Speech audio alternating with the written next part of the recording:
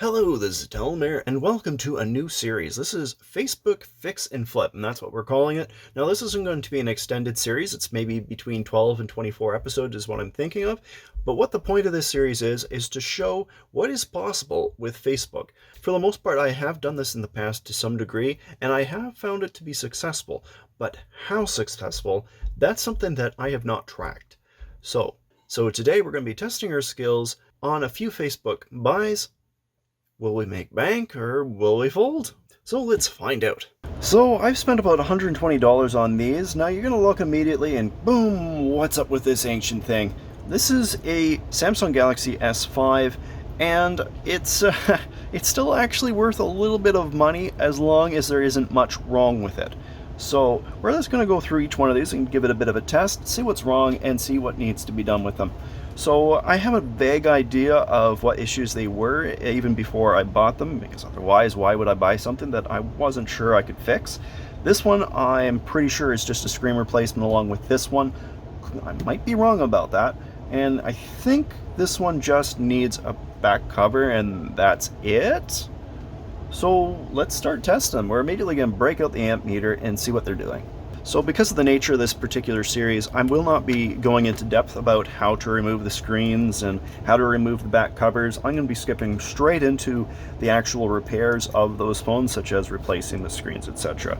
So let's stuff this in. And now if you're wondering about these numbers here, they're basically a ticketing system that I made for myself, just so that I can keep track of each phone, what goes into them, what parts, in case I ever need to do a RMA on a part that has come in. RMA meaning that the part was dead on arrival. So let's plug it in and see what happens. Oh yeah, it's gone quiet. Let's try that again. There we go. So we see it's pulling some sort of amperage and the screen does light up. So that's great to see.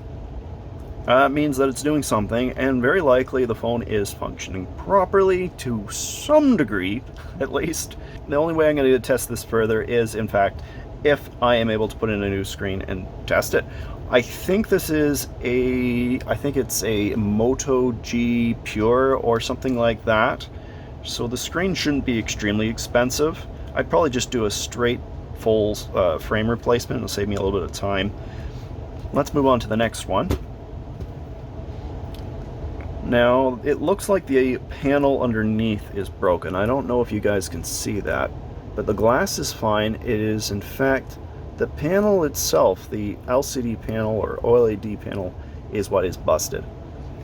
So let's see if this takes any charge at all. And once again, that's taking a charge. Obviously, nothing's going to appear. There's no way anything is going to appear on a screen that's this badly damaged. So the only way for me to test this, and I think this is an A50 is what I did research on when I popped out the SIM card tray. I was able to find, oh, it wasn't on there. The IMEI number is almost invisible, but I was able to find it on the back cover. So we know that this is also taking a charge, which is really encouraging. I could try just charging it up as far as I could and then just playing around with the volume buttons and plugging it in again. I might try that just to see if I can get some sound out of it, which would also be encouraging. So let's put this to the side and let's actually get it to do that. Let's put some juice into it. Moving on to the last phone, our Samsung Galaxy S5. Can't use this, I gotta use an older model. Okay, it's lit up. Let's see if it takes a charge. Now with this one, it does have a little bit of an odd port, and I don't know what that one is for. It probably is increased data speed or something of that nature. So you actually plug it in on the right side with the micro USB. Okay, and there we go. Screen lit up. And it's taken a very healthy charge as well. So let's turn it on and see what's what. Oh, look at that, 83%. Turns on even. Right there, look at that, booted right in.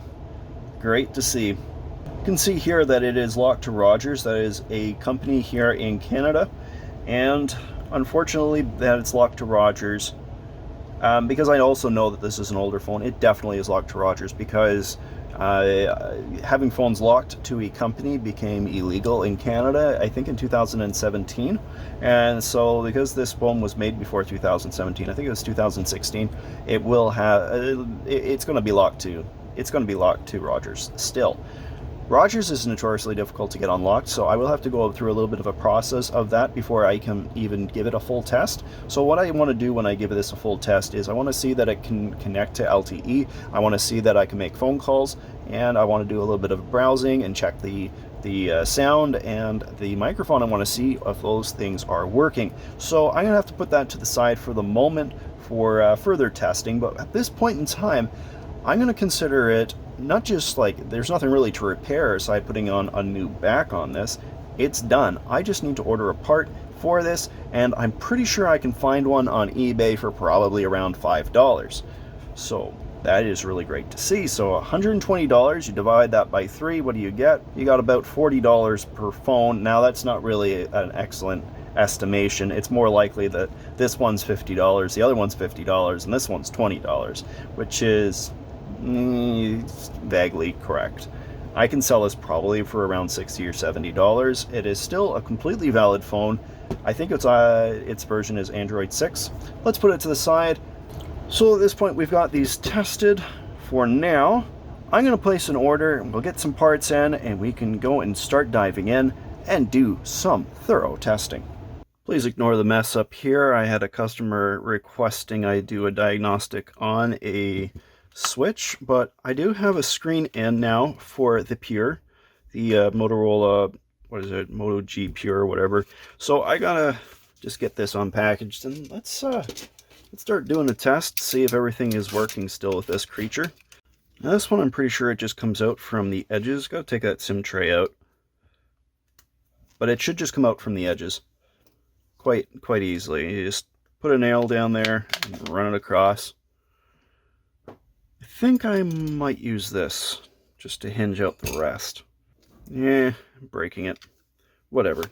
Oh, I almost pulled another one of those stupid Motorola problems and tore the cable.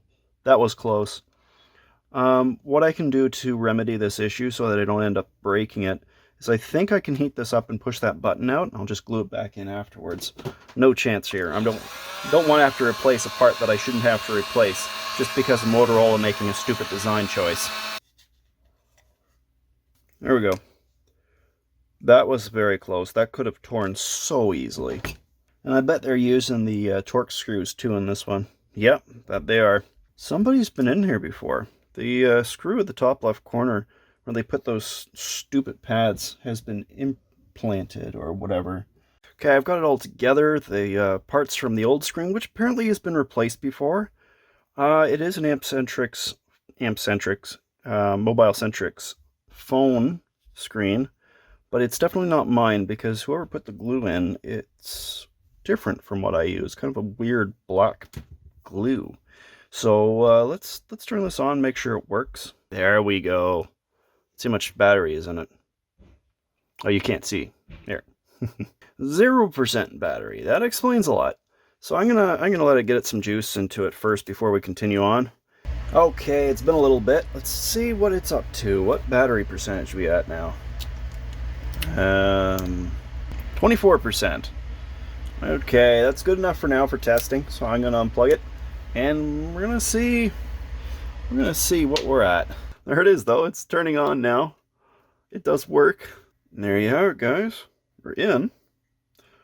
Unfortunately, it's locked. No, I'm pretty sure I can get the code from the person that I bought this from. But it's really great to see that this works. I'm just going to do a quick test here. This is about as much as I can do, mind you. Definitely looks like it's working properly. Okay, I'm ready to get going and continue on with this repair. So I've done extensive testing on this particular phone to make sure everything is good, and it does seem like everything is functional. So we can finally put it all back together. So let's get those plates and everything and the antennas and speakers and all that stuff back in place, including this earpiece before I forget. Well, I'm pretty much done here, but I'm taking a little bit of a what do you call it, a bookmark note out of my own previous jobs and experiences, which is take the button out for this finger sensor because it's a real jerk to you. It can break very easily, and then you got to glue it back in place. And it's the only way that I know of. A little bit it's going to squirt out.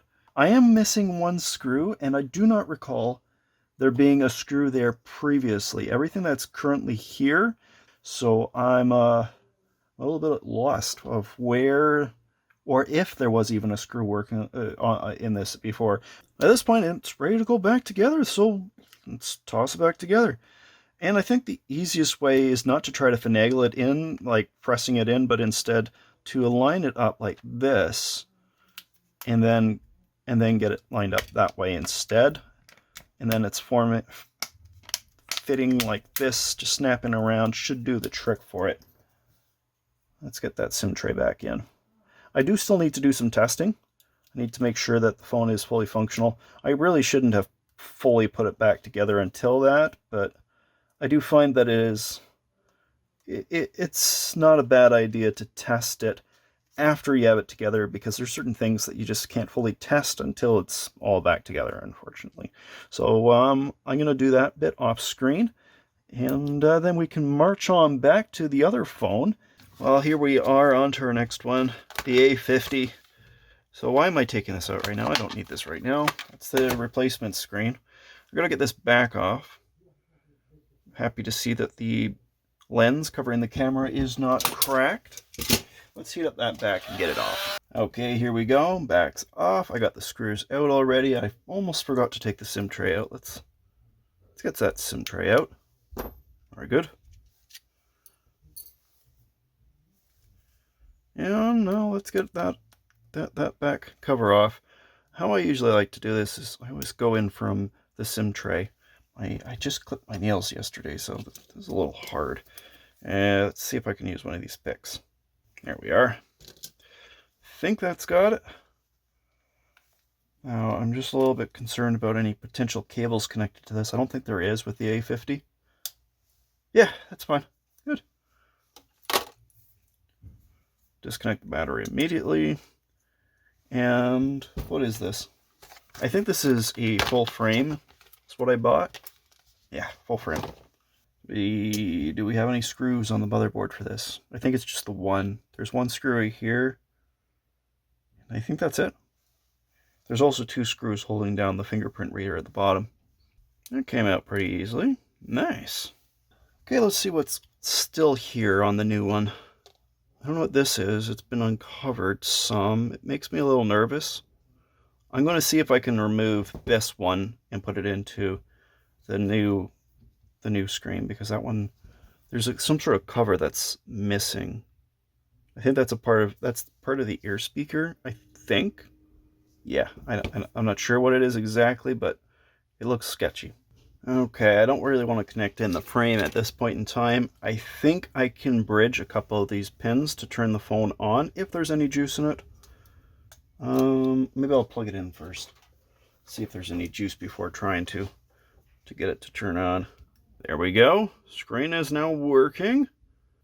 I think I'm just going to have to leave it for a little bit. I believe the battery is extremely low.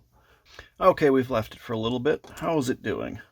I think probably at this point it should have enough juice in it that we should be able to short circuit these two little pins right here. And I think those are the ones that are the power button. And if they are, it should turn on. Yeah, that's definitely it. 76%. I'm going to disconnect the charge cable just to make this a little easier for myself. But that definitely is the power button. So let's short circuit that. You're going to wait a period of time and let's see if that, there we go. Cool. Let's get the rest of this back together. And then we're going to have to do some other tests as well. So I'm not going to put the screws in yet. I'm just going to snap it in place. Okay, home button should be working now.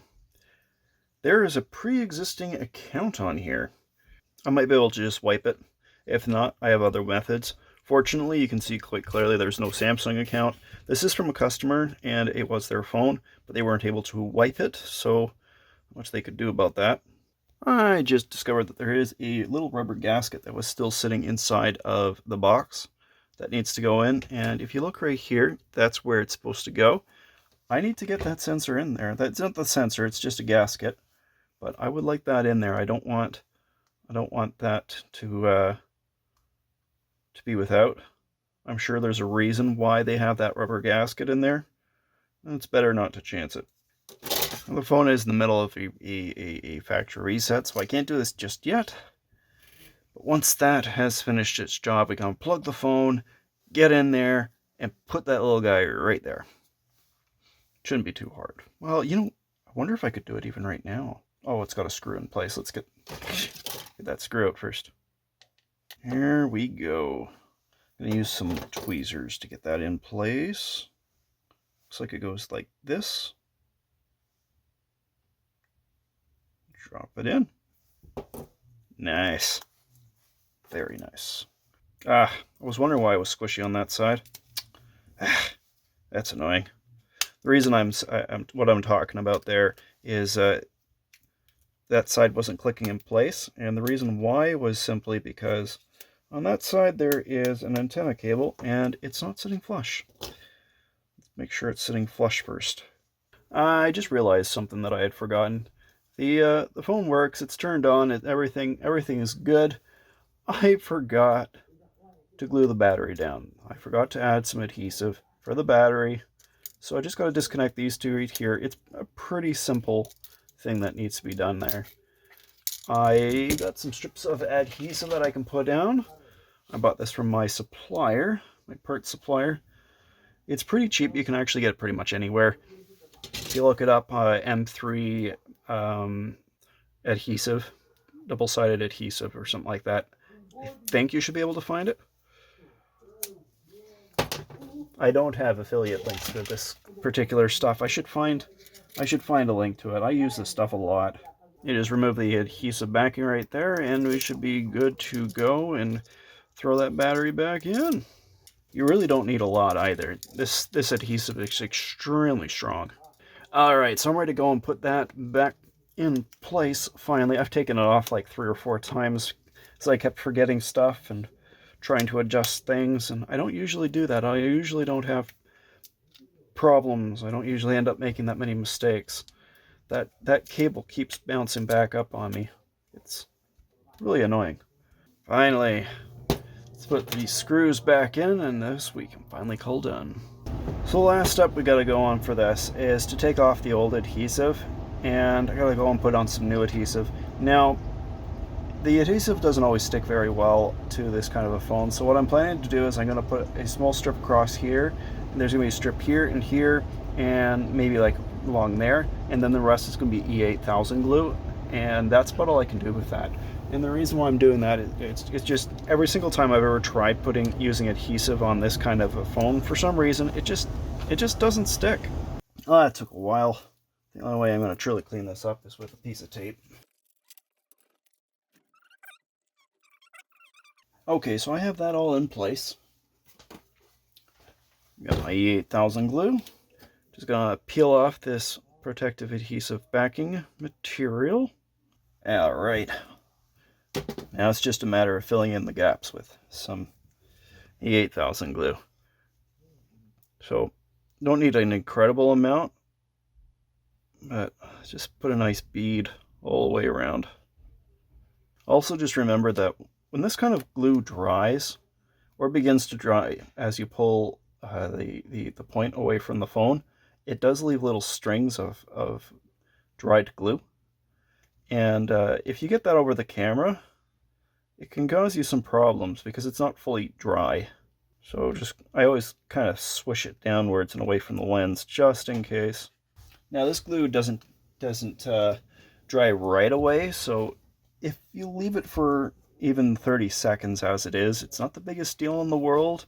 You don't need to panic about whether or not you're getting this stuck down quickly enough.